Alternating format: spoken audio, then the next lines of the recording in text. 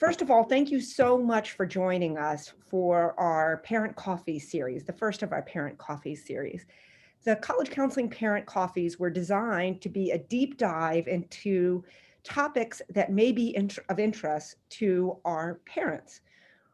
Really, our full college counseling program takes place in some evening programs for families. There's a March program for grade 10 students. We had a November junior parent program. But these are topical discussions that we think may be of interest to you. I'm Darnell Haywood, and I'm one of the college counselors here, and I'm joined by Jen Fitzpatrick and John Wagshall to talk about standardized testing. Everybody's, absolutely everybody's favorite subject on a cold January morning. So first of all, we will get started with the fact that today's topic will cover a little bit about the landscape of testing. We'll give you some practical tips, and we'll give you some things to think about as you move forward. So I'm going to start with, just like everything else in the world, COVID has affected the standardized testing world. Where we were last March when the pandemic started shutting everything down is a very different place than we are today. On the March 13th SAT, about half of our students who went to test centers were told, we're not offering the exam today, and the other half sat for the exam. After that, SAT, ACT administrations were closed into the summer and continue to sometimes have test centers that are shut down. AP exams went online in May 2020. Students took those from home. And as we will go over a little bit later, colleges began to roll out what new plans would be as an adjustment to this. And many colleges and universities pivoted to a test optional plan for the application cycle of 2021. Next slide, please. So if we were starting this coffee last year, and if some of you attended last year, you might have seen this. If you're wondering what we had showed in the past, and we talked about this as being a remarkably consistent data, what you would see is that the National Association for College Admissions Counseling really had standardized tests in terms of their importance in admissions decisions as really at the top of the list of important factors, much more important than essay or teacher recommendation or extracurricular activities. Standardized testing after the transcript was really at the top of the factors considered. After grades in college prep courses and strength of curriculum, colleges routinely reported that these were most important. However, we wanted to let you know that although we think we will see this data changing over time, and particularly in this cycle, in terms of our early news that we've heard from colleges and university, we'll outline why we still think these are important tests and still important tests for students at Columbus Academy. Next slide, please.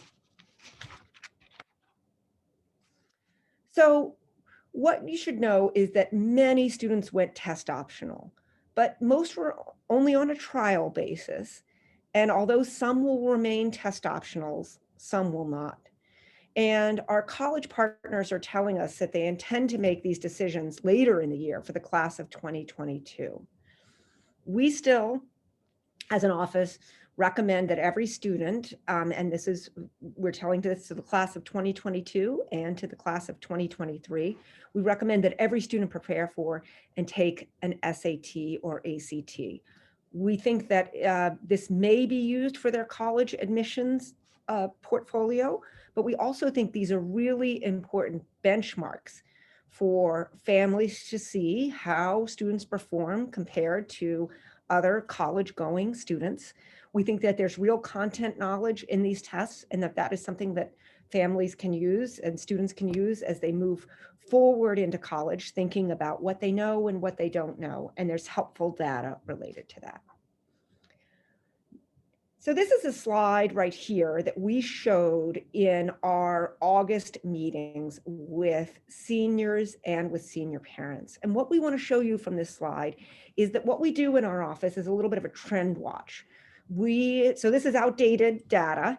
When you see the state flagships, universities still requiring tests, you'll see that Florida is circled because that's the only one left that is still requiring a standardized test for admission.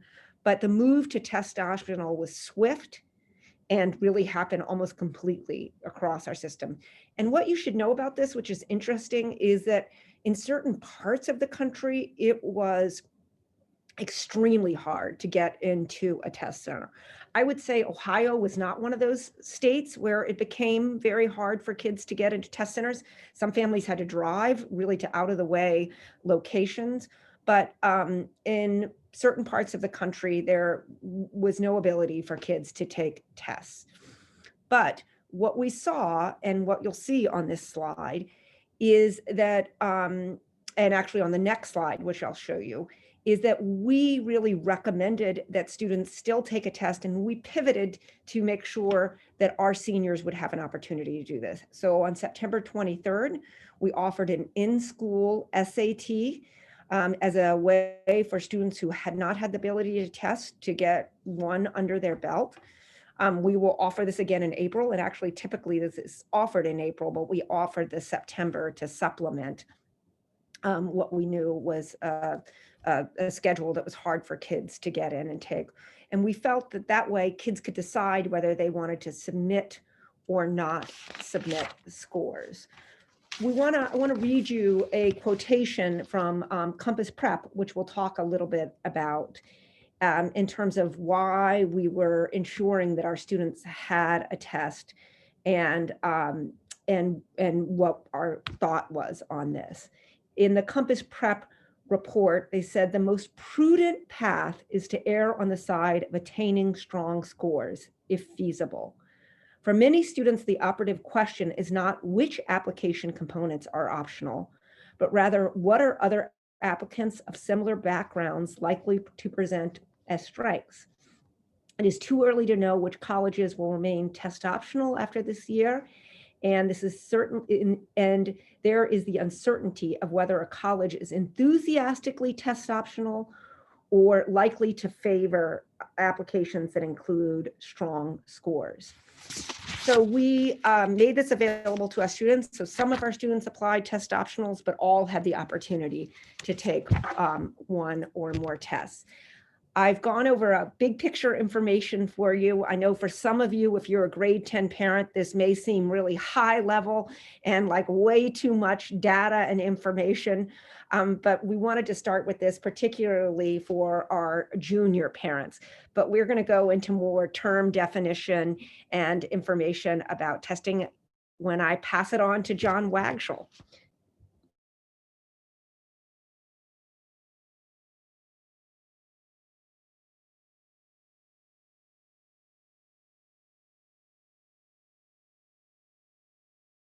Yeah, I'm trying to.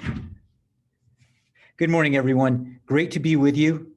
Sorry about the little glitch there with my, my volume control sticking, but it's great to be with you all. And the operative question on this slide, how important is test prep? And in a word, it's very important. As you look at this slide, you'll see that based on feedback from the students, they have voted for these factors as highly important. You'll see that test prep gets high scores.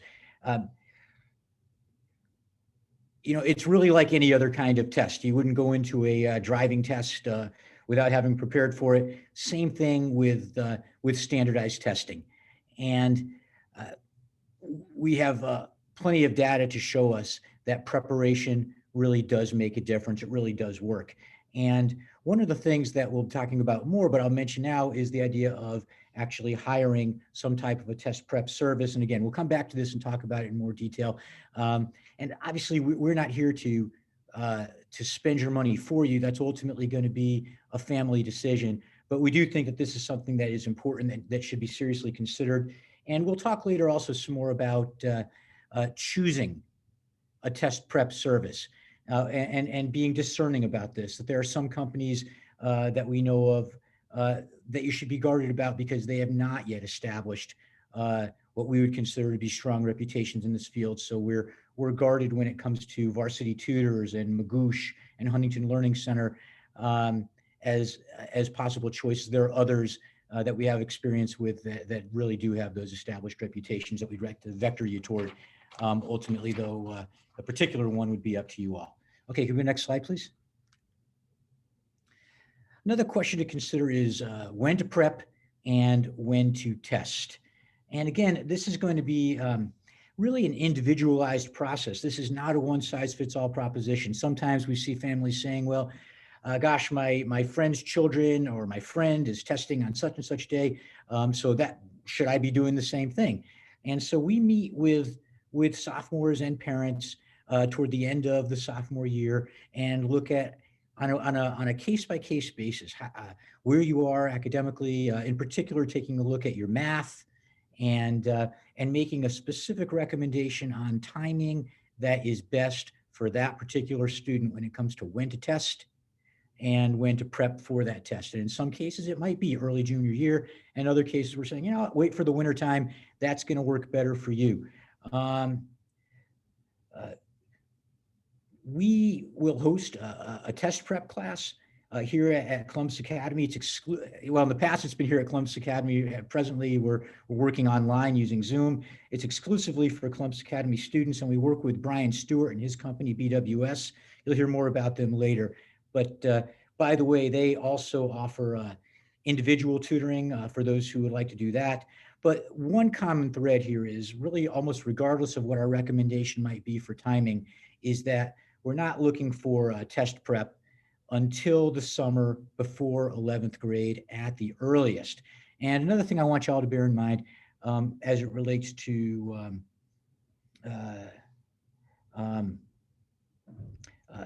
your planning for the PSAT, and we'll talk about that more here in a moment, is that PSAT scores are not going to colleges. Okay, can we go next slide, please? And let's talk a little bit about some of the terminology that you're hearing. You're seeing it on this slide.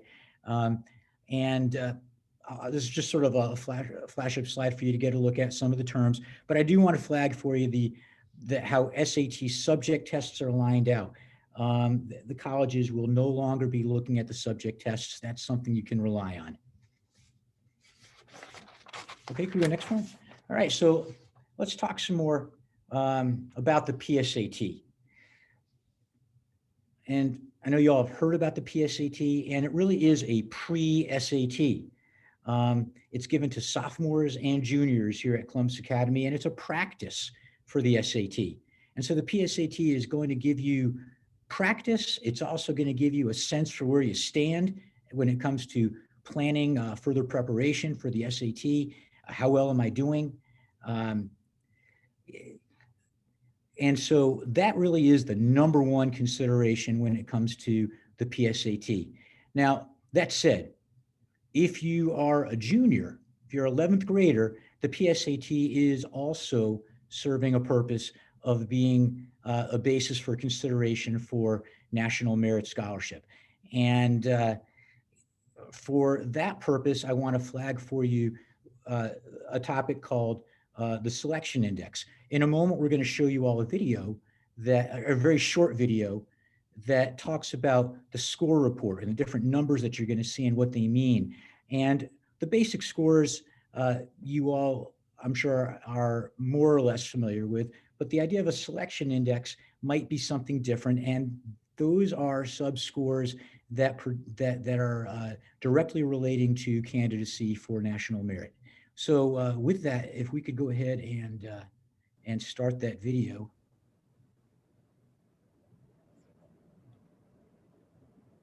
Congratulations on taking the PSAT NMSQT. Now it's time to see your scores, which you can get on your phone or a computer. The first thing you'll see is your total score, which is a combination of your scores on the evidence-based reading and writing and math sections. These scores give you an idea of how you'll do on the SAT and how ready you are for college. Your test scores, cross-test scores, and sub-scores give you even more details about how you did in specific areas.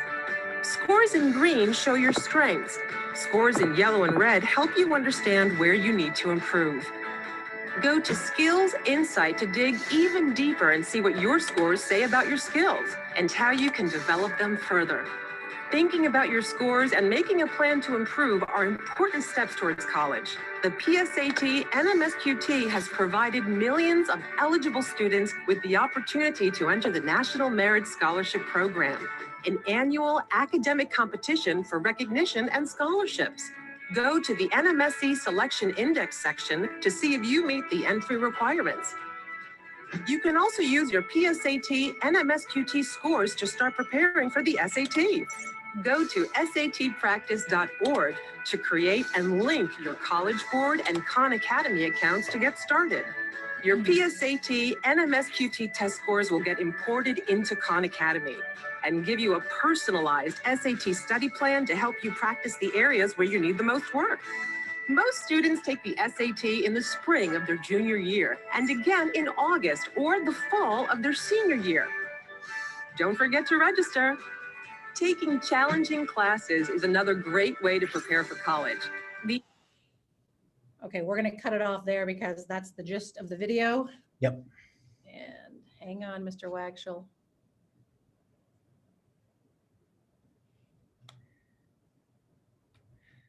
All right, very good. And with that, I'm going to pass it over to Jen Fitzpatrick.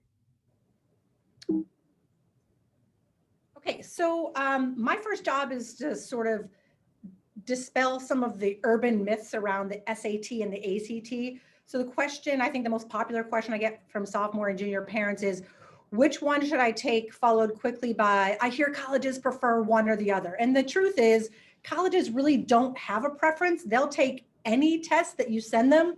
So most of our students will end up taking both tests. By the way, we're going to suggest that you do not register for the test with writing. It's not anything that colleges want anymore. So you're going to register your child for the regular SAT or the ACT. And we're going to look and see, there's a concordance chart we'll show you later, which one is their preference. Some SAT or ACT tutors can tell you what they think is going to be your child's best exam. But to be honest with you, most kids will take an official score to see how they're doing, an official test to see how they're doing. So on average, we want you to know that Columbus Academy students will take this test between 2 and 3 times, as you heard John say earlier, starting in the 11th grade. 2 to 3 times is average. Some kids take it once, get their perfect best score that they say, this is going to be my best score, I'm done. And but more typically, it's 2 or 3 times to get a student's best score. So for these exams, when you're a junior, these are the 2 websites that you will use to register for an exam. And again, this is something kids and students will do together, mostly because they need your credit card to pay for a registration fee. If the registration fee is a barrier for your family, please stop into our office. We do have fee waivers for this. A question we get asked a lot too is, how good is my score? Is this a good score? So we wanted to provide you, on the screen, you'll see averages for Columbus Academy students for both of these exams. But I want to also put this in context for you nationally. So you see that our average ACT is a 29. Nationally, the ACT score average is between a 20 and a 21. The most recent data has it at a 20.6. You'll see our average SAT score is a 1346 nationally. That's about a 1060. So our students are doing quite well on these exams. I don't think it's because we teach to the test, so to speak. I think it's because our kids walk in prepared for the exam. I think we have really bright students here, and they know the importance of these exams. Okay, so earlier John talked a little bit about test prep. We had to put this little graphic up there. If you were born in the 1970s, like Darnell and me, this is a calculator that you had in your backpack, if you were really lucky, right next to your Trapper Keeper. So these are the test prep methods that we're not going to say we formally endorse, but these are ones that students at Columbus Academy have used. So we'll start with the first one at the top there. The BWS, that's Brian Stewart's company that John talked about earlier. That's at a very reasonable price point. That price point is not anything another company on this list is going to offer that low. So we have 2 sessions per year, and each session has between 3 and 4 meetings of 3 and 4 hours each. So this is really a get in there, down and dirty, let's get it done, and then I'm going to practice on my own. So you're going to get expert advice on timing and strategy, and that's really what SAT prep is all about. The practice that you're going to do is on your own, but when you have the instructor in front of you, they're going to be teaching you strategy for test day and timing of each test. That's the important part, so that your student goes into that exam feeling confident and ready to go, that they can put their best foot forward. So the details and registration for this particular class is always provided in the Viking Voice. And again, it's exclusively to Columbus Academy students. That's so that we can keep the class size small. Also, the owner of this company, Brian Stewart, just a little bit about him. He is a national test prep expert. He wrote the Barron's Guide to the ACT that you can buy at Barnes & Noble. He's the author of that book. He just happens to live in Dublin. So we have contracted with him to offer that class at Columbus Academy. The next session, this is really for junior parents. If you want to perk up your ears, if you're sitting in the Zoom thinking, my child has done nothing to prepare for these exams, this should be setting off alarm bells for you. The next test prep course that we have begins January 24th, and it's not too late to register. So the other companies that are national test prep companies, we've listed some there, they are all doing Zoom tutoring. You're going to find that that price point is a little bit higher, and they offer different levels of test prep tutoring. And then there's the one-on-one tutoring. We've listed some here, BWS, Princeton Review, Premier Tutors, et cetera. You see the ones listed. Again, this is something that you want to vet on your own. This is not something that we are recommending. We are just telling you from our surveys of seniors at the end of their process, we ask a very simple question. Tell us what you did for test prep and if you like your method. These are the ones that get the most high reviews, the ones that have consistently been high on seniors' lists. Okay, and then the last thing we kind of want to talk about is Khan Academy and their relationship with the College Board for free online prep. This is exclusively for the SAT. This is not for the ACT. So the studies all show that with 20 hours of prep on Khan Academy and College Board, the average score increase is about 115 points. And we want to show you how you can get to this. So if your son or daughter has taken the PSAT, so again, if you're a 10th or 11th grade parent, this is you. You can go to this website with your child and they can log in, upper right-hand corner. If they already have a login, then they can press let's go. And what you'll see happening is this is going to connect your child's PSAT scores with Khan Academy. And it's really amazing. We have done this with many, many students over the years. So as you sit there, you will see the magic happening. It's importing not just your child's PSAT score, but every individual question and answer that they did, right? So let's use Darnell as an example. If Darnell took the PSAT and she imports her scores to Khan Academy and the College Board here on this satpractice.org, and they get her individual question and answer, and they see, wow, she is really good at geometry. She's going to see on her screen, there's almost like a crescent, and there are 4 sections of the crescent, and she has a 3 out of 4 on geometry. She crushed it. She's a really great geometry student. But heart of algebra, maybe she got a 2. So this test prep is going to give her many more what we call heart of algebra questions. And they're going to hammer her with questions, maybe starting off with easy until she masters those, moving on to medium and hard. There are 3 levels of the questions. If Darnell misses a question, it's going to say, Darnell, good try. You missed that question. Would you like to see how to get the right answer? And it's going to show her step by step within that heart of algebra question. Sometimes they have little videos that even walk you through it, how to get the correct answer. This is really amazing. The reason we're bringing it up is this is something that we think is underutilized by students both here and across the country.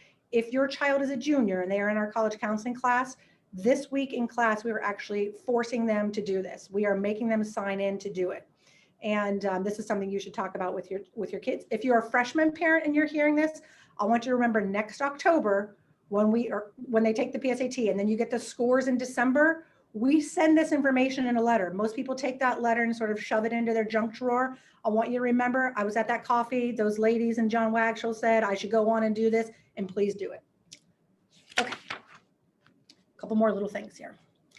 Recent changes, this is a recap. Darnell talked about some of these. I don't want to go over them again. We just want you to know, we know that many of you out there are scouring the news like us, and we've had people ask us like, well, what about that ACT? I heard they're going to let us take it section by section. Right now, I would say that's a hot rumor in our field. The ACT announced it right before the pandemic. It never caught on because they didn't get the endorsement of the college partners. So we are continuing to monitor that. Darnell talked a little bit about the test optional. Again, this is widely rumored, like schools are going to stay test optional forever. Some might, but we think many are going to go back to requiring the test because their application pools have increased so much. What we're really paying more attention to is the fact that we don't think these tests are going away. We think the testing agencies are going to find ways to migrate and give their exams online if they're forced to do so.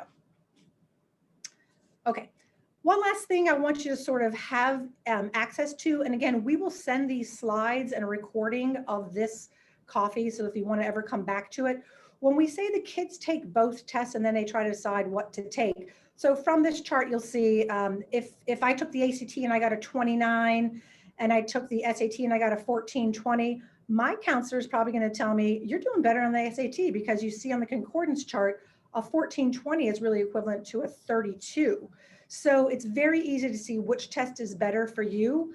And then most of the time the kids will say, oh gosh, I felt better in the SAT. I got a better score. I'm going to stop taking the ACT. I'm going to put all my eggs in the SAT basket. So this is sort of how you can see. Just for note, for those of you whose kids have taken just the PSAT, the highest score in the PSAT is a 1520. The highest score in the SAT is a 1600. So you won't see that convergence here. Again, this is from Compass Prep. So you'll hear more about that later. So John and Darnell, anything I missed here, feel free to jump in. Jen, just one thing I wanted to say here was, if you were looking at your child's PSAT score, you can actually look at this, and your PSAT score is the score that they predict that they would have gotten on the SAT on that day. So if your child got a 1060 or 1080, you can see that that's equal to an ACT of 21. So this is just important so that you can know where your child stands in all of this.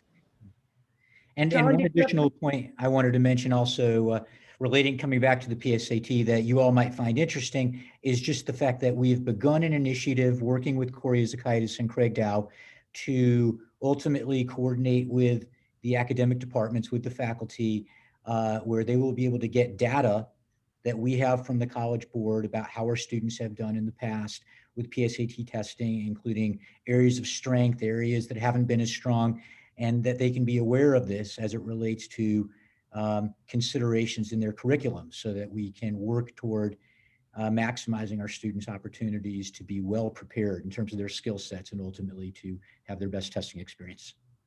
Okay, and just to recap, thank you, John, and thank you for leading that effort. John is becoming a data junkie and digging into all of this and helping shape some of this work. So we are so thankful to have him on the team helping with this. Just a couple of things at this point to mention. All of this information that we're going over, if you're sitting here, a junior parent, you're saying, I'm hearing all this, but is my child going to learn this? I don't see them that often because they're working or playing sports or involved with the play. We are going to go over this information in college counseling class for them. We are going to give them this information, but this is so you all know some of the story as well. If you are a grade 10 parent and you feel like you're only getting 10% of this, don't worry, you'll hear it again. And we just hope that the introduction of these topics will be helpful for you. Thanks, next slide. So SAT subject tests, you probably heard about them. They are going away and not a factor anymore. This was an old slide and we just wanted to tell you, this is not something that should be on your radar screen. Let us know if you have any questions. Score choice. So this is a term that particularly junior students and parents and guardians may hear about. And what we want to let you know about this is that we understand the nuances of scores and sending scores to colleges and universities, and score choice is a term that is used in college admission circle, indicating whether a student can choose the scores that they want to send to colleges of the tests they've taken, or in some cases, some colleges and universities require all scores to go to the admissions office. We just want to flash this up for you to let you know that we tell our students not to send scores to colleges and universities until they are applying to school. So when students sign up for these exams, they'll get a field that says, you have 4 free score reports. Put in the names of colleges and universities that you want to send your scores to. we tell our students to opt out of that and to wait until they're applying so that we can help them put their best foot forward as they apply to colleges and universities. Next slide. So super scoring is another term that you all might hear, and again, particularly junior parents. And super scoring is basically some admissions offices say, we will take your highest sub-scores on different sections of the SAT, and in some cases the ACT, to give you your highest composite score. So you will see here for this student that taken the test that on one sitting, these are what you're looking at is a graph of different sittings of the test. The students scored highest on the evidence-based reading and writing, and another section, another test scored highest on math. So the composite in a super score situation is higher than each of the individual tests. Some colleges will also do this for the ACT. They will take individual sections to get your highest composite. Not all colleges and universities are willing to do this, and we like to make our families aware that Ohio State does not allow for super scoring. What Ohio State is a test from one sitting as the one that they will look at for college admission. Next slide, please. So what you have here, and I think that this is important to realize, and this is kind of a downer of a slide, so I want to state that in the beginning. But I think there's a tendency in rarefied communities like ours to rejoice when you see a child who is in the 99th or 98th percentile of test takers. And that certainly is an amazing accomplishment on a national and international scale. But I'd like you all to know that what a 99th or 98th percentile testing really means. And I'm going to talk about this in context of the PSAT, because presumably most parents on this call have a child who's taken the PSAT. What you'll see is that in the PSAT, the number of top 1% test takers, there are 16,000 kids that score in the 99th percentile. And just to give you the context of that, all those kids are going to be applying to college at the same time, and colleges and universities are not only looking for high test takers. So you need to know that this is a part of their story, and it tells you how they performed as a data point, how they performed on a test on a given day. And there's not to be too much weight assigned to the value of a high score. And at Columbus Academy, we have between 20 and 25% of each class have students in the 99 or 98th percentile of the test. And it's just important for families to recognize that as they get those scores and try and understand that. Jen and John, did I miss anything on this slide? You're doing a great job on the most difficult slide. Good job, Haywood. Okay. Yes. So just be aware of this. I also think it's important to let you all know that we are hearing that colleges with the lowest admit rates had many students apply without test scores this year. Between 50 to 60% of their early applicant pools were students without test scores. And oftentimes they admitted about 40% of the students that they admitted did not have a test score. So we are seeing this as, I think our early reads would tell us that if this is a high score, may be less important moving forward in terms of a predictor of admission. Others, would John and Jen, anything else with that?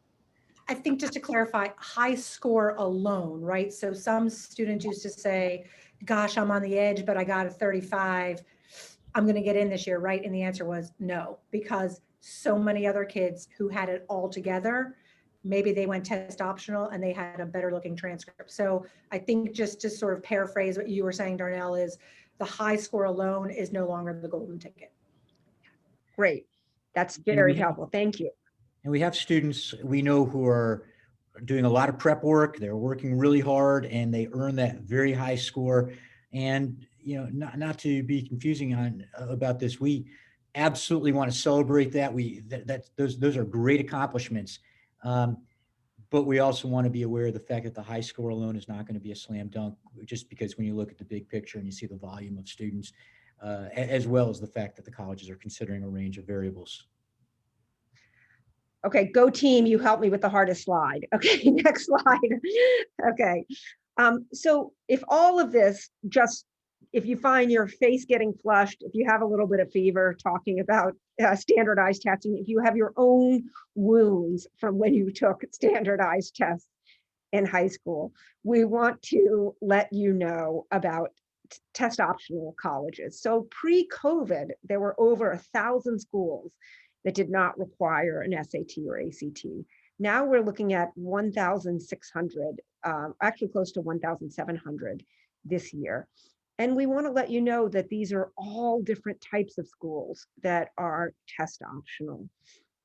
And that these schools will put much more emphasis on academic performance as they're reading the file of the students. So they will be looking at their course selection, at the grades in the courses, at any special distinguishing factors about this. And there is a complete list of colleges that are test optional at Fair Test. We think that test anxiety is a huge factor in performance of some of our students. And we love making students aware of this, because often they can perform at their best level if they know that it's not such a high stakes game, that this is not, that this score is not who they are. It's not representative of their academic achievement or potential. And so we like to start with, hey, this is a little bit like running the mile in 7th grade, if you guys remember that. You get 3 or 4 times to show when you're going to have your best mile time. You have many times to take these tests, but guess what? We can also throw it out the window and not even submit them if this is not one of your strengths. And I'd like to go over in the next slide one of the things that I think is so important in this, and this is some of the things that standardized tests do not measure that are so important in the world. Sense of humor, ability to deal with setbacks, leadership, passion, integrity, character, all of these things that we think and we know are so important to becoming an adult and to being successful in the world. And so we want to make sure that you put standardized test results in context and understand some of this and talk about some of this with your child. Next slide. I'm passing it back right now to Jen. Is that right, Jen? Is this you or John? Okay, Jen. Okay, so one last test we want to talk about are the AP exams. So the AP exams, I'm going to talk really more to freshman parents and sophomore parents now. If this is a new concept to you, just a reminder that we don't teach classes that technically say AP Computer Science or AP World History. That class will be an honors course at Columbus Academy that leads to the AP exam. In most departments, the AP exam is optional, but we want to strongly encourage you to have your child take the AP exam because this is the lowest risk exam your child can take. If they don't like the score, they just don't tell anybody the score. They don't tell their friends, and they certainly don't tell the colleges, right? So the AP exam score is not in your College Board account, even though it's a College Board exam. This exam score is housed in a totally separate place for your students. So earlier when you heard Darnell talking about score choice, AP exams are not involved in score choice. It's a totally separate database. So let's say your child has the ability to take AP World History exam in the sophomore year, maybe an honors calculus, AP calculus exam in the junior year, and then the government exam in the senior year. If they like one of those scores, they send it. Here's why we really want your kids to take these tests. The state universities in Ohio, if your child gets a 3, 4, or 5, a 3, they get a full credit at an Ohio State University. So you may pay 94, I can't remember what it is, 94, 96, $98 for the exam, and you end up getting a full class credit. Some of our kids go into a state university having a semester's worth of credits. Sometimes they can graduate early, start working on their graduate degree. So there's that aspect of it. Also, as subject tests go away, the AP exam is a chance to demonstrate your knowledge and your proficiency on a national level, right? So in an era where everybody talks about grade inflation, like, oh, everybody gets an A in that class, or nationally, we've seen grade inflation.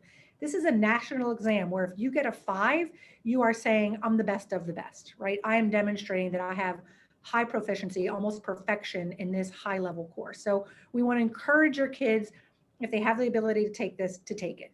Registration has moved to the fall, and for parents who have been around a while, you will remember this is something we used to do like 6 weeks before the exam. It's in the fall now because you can gain access to a tremendous amount of online resources. The teachers have access, the students have access to this. And again, these aren't required, but just we want you to know how we feel about them and how we think about them in our office so that you know how to talk about them with your kids. Okay, I'm going to pass it over to Mr. Wagshall to take us home to the promised land. All right, very good. Thanks, Jen. So we've talked somewhat about resources before, and at this point, you've heard Compass Prep a couple of times, for example, as a test prep company, and also with the concordance chart that Jen was showing you earlier. And another resource that we want to point out to you all is the Compass Guide to College Admissions Testing. It's available at the link that's shown here on the screen. And one of the bonuses here is that this is free of charge. And so this is a good resource that we want to recommend to you all as it comes to gaining insights in preparation for college admission testing, in particular the SAT and the ACT both. So we submit that to you all for as a recommendation. And if we can go to the next slide. Yeah, so here we are. If you want to follow hot topics about college admissions, our Twitter is a great place to go for all the latest in college counseling news. So join us there. We're now at the point where we've actually completed the formal part of our presentation this morning. We hope you found it informative and helpful, and have been able to spot the positive parts of this as opposed to just the parts that make you think, when we were talking about scores and things like that. But so if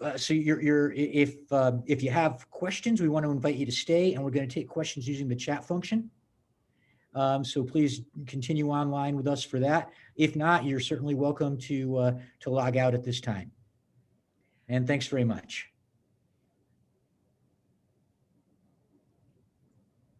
I got one thank you already. So that's the only thing I see in the chat so far, which is very nice. So if you're new to Zoom, at the bottom of our photos, you should see a chat feature.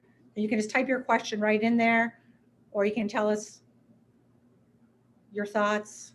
Okay. We prefer the positive thoughts, but we'll take the negative too.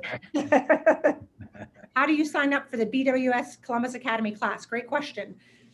There was a registration provided to all junior parents. It was in the handouts in the folder that you received. We also sent an email with a registration, and I believe it was in the last Viking Voice. So if you cannot find it, if you go on Google and just do BWS Educational Consulting, there's contact information. And Brian Stewart, if you call him and tell him you're a Columbus Academy student and you'd like to join that class, again, it really is for juniors, not for sophomores. Okay, great. So I think we should just go down the line. So Jen took the first question. I will go to the next question, which is, do students ever use 2 different learning resources, or do they stick with one? That's actually a very good question. We recommend all students use Khan Academy. We think that's low-hanging fruit. We think it's a very good entry into this. And then I would tell you, which a little bit Jen talked about and John talked about as well, in terms of finding a match for how the best way for your student to prepare for these tests, I often use the analogy of this is a little bit like training for a marathon, and that Some people, when they're training for a marathon, they may say, I can set up a schedule. I can follow it on my own. I know I need to log in 5 miles today, 12 miles today. I've got this. Other people will say, I need to run with a group. There's no way I'm going to get out there and run unless I have my cohort, my people with me. And some people say, I need a personal trainer. Unless someone is running right beside me, I am not going to get these miles in. And so what we think with families is that they need to reflect on their child, reflect on their resources, time, money, all of those things, and realize the range of options out there available to them, and try and find a best match and fit based on some of those factors, some of what you know about your child, some of what you have learned about either classes or individual tutoring, and how much you want to invest in this. Just so you know, we see families approach us in a whole different way. We've listed a number of resources, and I think it's good to talk with the college counselor that your child is working with if they're a junior about best options moving forward. Okay, so I see a question, do all the honors classes offer an AP exam? So let's go ahead and talk about that. It's almost a yes. Typically, the honors classes are moving toward the AP exam. There are the rare exceptions. For example, in the area of computer science, the honors computer science 1 is going to lead to the AP exam, and then the other honors courses in that field are going to be post-AP. So it would make sense that you're not going to take the AP exam after those subsequent classes. In most cases, though, if you see honors, it means it's leading to the AP exam. And just being a little bit careful, maybe more than necessary with the wording. The classes don't actually offer the exam, but they lead to the exam. But when it comes to actually taking the exam, that's going to be separate, where you have to actually sign up for it. It's not something that just happens automatically because you're in the class. And at the appropriate time, your students would receive the guidance on how to separately register for that AP exam. Okay, next couple of quick, easy questions. My daughter did the SAT. Can she still do the ACT? Yes. You can take them as many times as you want. And I'm going to jump down to one that's related. Do colleges ever ding kids for taking it more than X amount of times? The answer is no. But let us say this. 3 times is kind of when we see the max out. So if we dig into the data, we see score improvements from test 1 to 2, 2 to 3.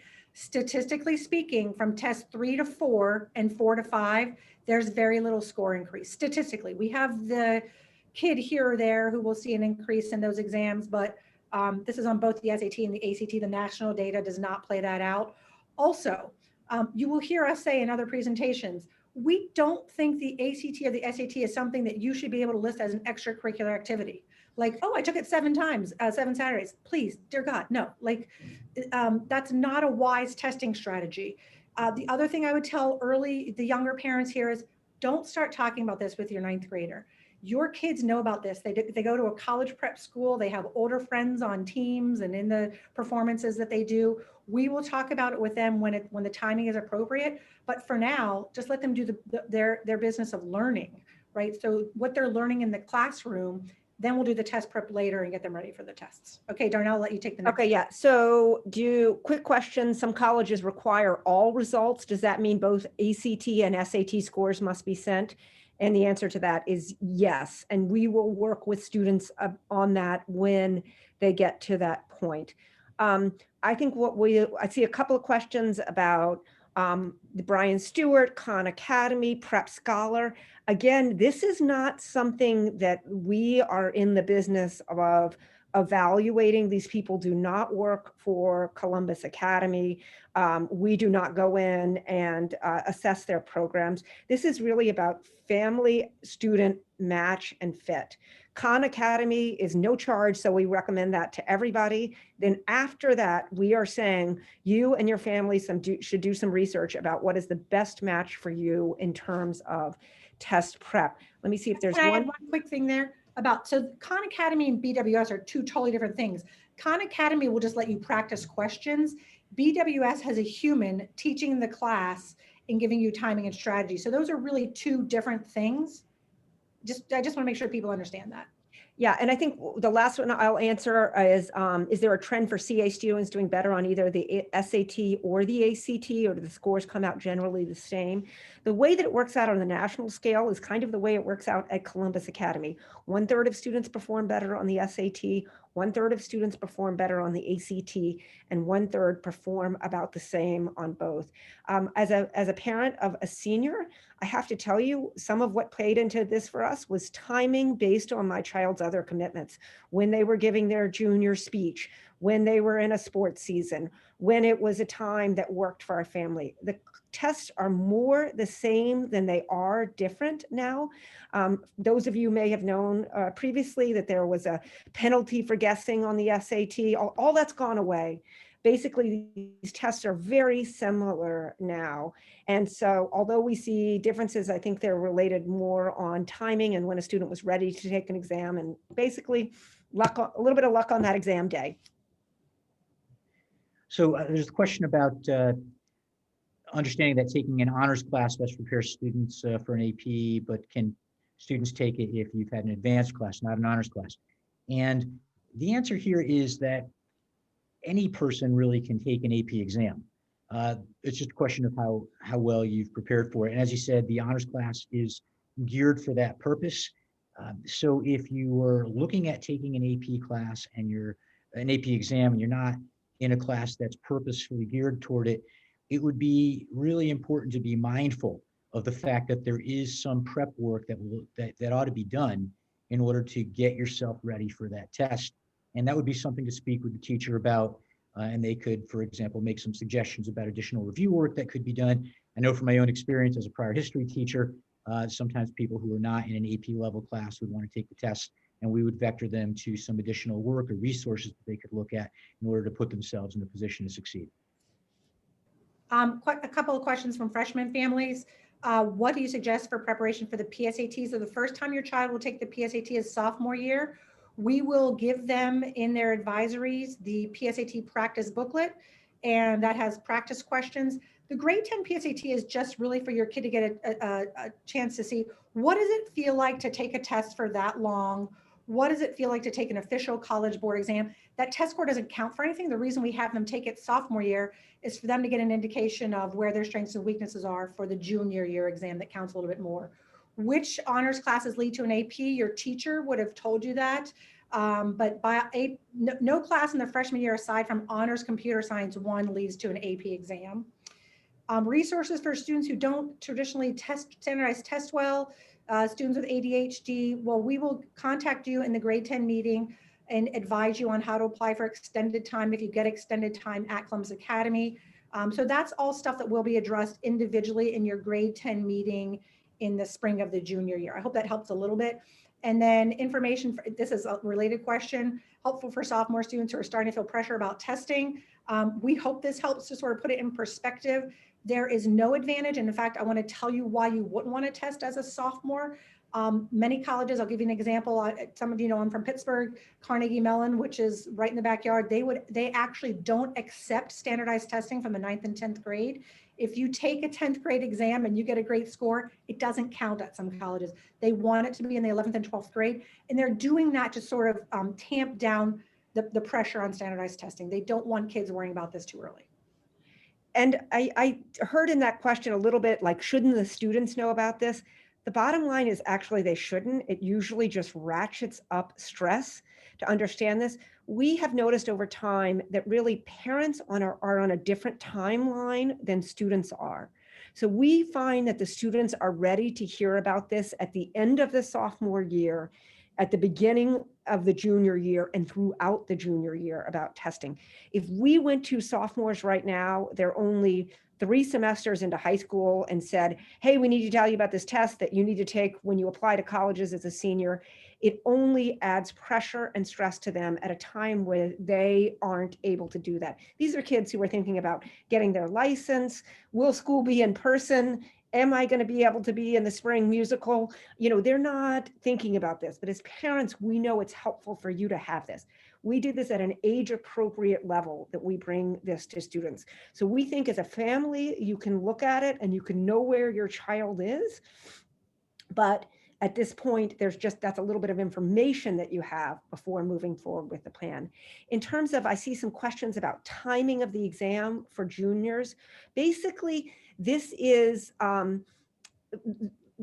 the current junior class will have the opportunity to test through the fall of their senior year.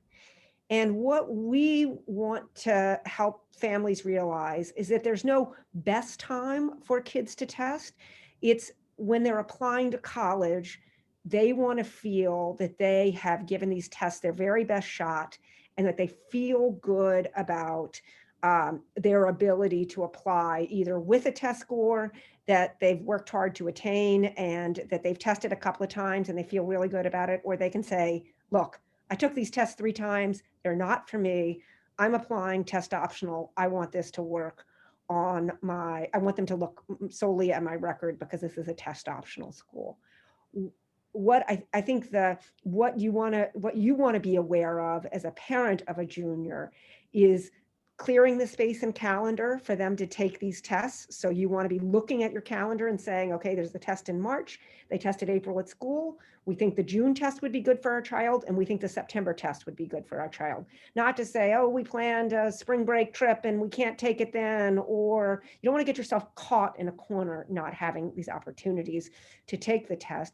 And I think once a kid gets a score that they feel like reflects their ability and knowledge, there's a bit of comfort that comes in that.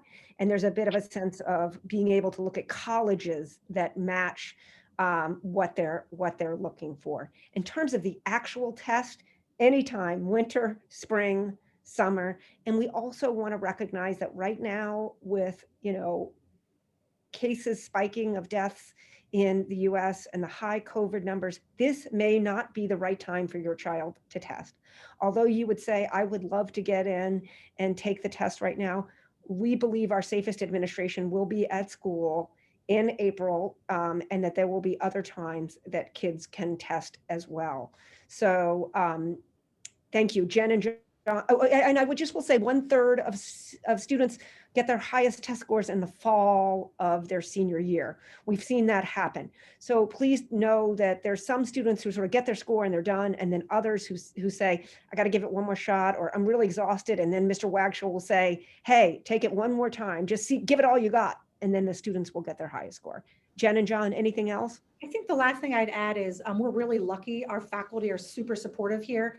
When we said to faculty in August, gosh, we really want to offer another in-school administration of the SAT, which meant taking a day of instruction away, they didn't even bat an eyelash. Well, maybe one eyelash, they were bummed about the instructional day, but they realized the importance of being able to offer that. I give Columbus Academy a great deal of credit. It is no easy feat to pull that off, to just add another day when we already have one scheduled in the spring, but people here want to do what's best for kids. They want to pivot when necessary. So, always thank Ms. Izakaitis for allowing that flexibility. Yeah. And I would just add, coming back to this question about, is it okay to postpone the second try for August before the senior year? The first thing is that depending on the year, there's not always an August offering. Sometimes we're actually talking September, not August. As far as the idea of postponing for roughly that time frame, as Darnell was kind of alluding to a moment ago, it really is a case-by-case, student-by-student situation when it comes to what is recommended. You have a lot of different variables in play for each student. And in some cases, you're going to say, ideally, let's have the testing wrapped up by then so you can just start focusing on applications. In other cases, the idea of taking the test and prepping a little bit later in order to take the test at that time frame is going to be a really good answer. So y'all want to just be ready for conversation pertaining to your child as opposed to comparing notes and taking your cue from what another family is doing. Okay, so I think, it's almost 9 o'clock. I'm going to say you've survived the colonoscopy of college counseling. Standardized testing is, we're only going to have this coffee once a year. You'll check in at that point. And we think it's good to spend some time on this, but not too much. And we appreciate you all so much for listening to us, hearing us out, and and we really look forward to working with your children. Do you want to say a word about the 2 upcoming coffees? Yeah, please, please, please. So You go next ahead, week- Jen. Next week, the topic is about, formerly it was visiting college campuses, which, you really can't do that right now. So we've renamed it Seeing Campuses. I would say if you are a freshman parent, that's one I wouldn't attend. It's not as applicable to you, and things are going to change so dramatically. This is really geared at junior parents and sophomore parents. If you want to hear it twice, I think that's another thing, but it's really going to change. So we're targeting junior parents with that. And then the following Wednesday is about athletic recruiting. And I've had people ask me, like, should I come? Should I not come? If your child plays a sport at Columbus Academy and you're curious about this, please come. And I think we've invited both 8th grade parents and all the way up through high school. So Jason Singleton will join us for that, and we'll walk you through some of the finer points of that process. Okay, 9:01. Okay, great. Bye, everybody. Have a wonderful day. Take care.